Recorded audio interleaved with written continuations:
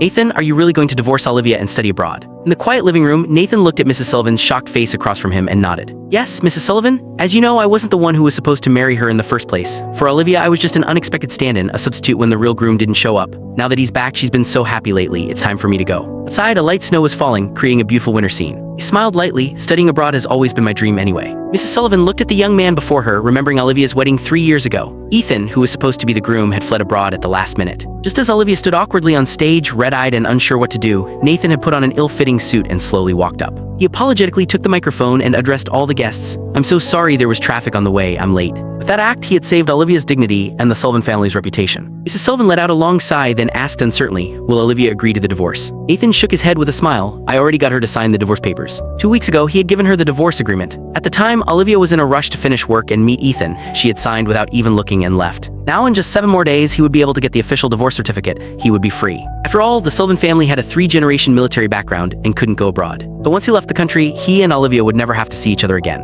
Just as Mrs. Sullivan was about to speak, a gentle female voice came from behind them. "Nathan, what are you chatting about with Mom?" Nathan turned around to see Olivia, whom he hadn't seen in days, walking towards them in a black evening gown that occasionally revealed her long legs. Olivia, seeing her daughter approach, Mrs. Sullivan was about to step forward to scold her. "Why are you here?" With a mix of surprise and reassurance, Nathan stood up, giving Mrs. Sullivan a pleading look to interrupt her. "I missed you, so I came by to pick you up," Olivia said, her eyes looking a bit guilty. In truth, she had come on purpose after finding out Nathan's whereabouts. After saying goodbye to the worried Mrs. Sullivan, the couple took their bags and left the Sullivan family home. On the way back, heavy rain pounded on the car windows, while inside was completely silent. Olivia remained quiet for a long time before finally speaking. "Nathan, Ethan and I are really over. He just got back to the country and had heart surgery a few years ago, so his health isn't good. As an old friend, I just went to help him get settled. I hope you can understand." Nathan stared out the rain-blurred window and nodded. If only he hadn't seen how Olivia had dropped everything and excitedly rushed to meet Ethan the day he returned. If only he hadn't noticed Olivia selling the watch she had used for years and replacing it with a cheap bracelet Ethan had given her. If only. There were too many if-onlys. Ethan no longer had any expectations or trust left. A soft sigh filled the car. Faced with this husband she had married by chance years ago, Olivia wanted to explain further,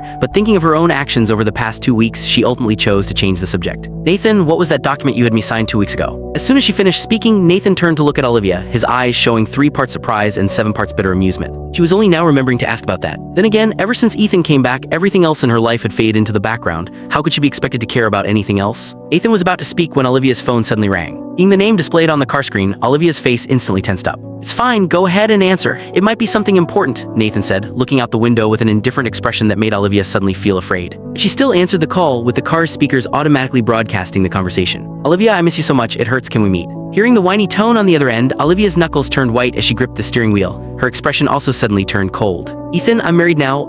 Click the link on the homepage to watch the full follow-up for free.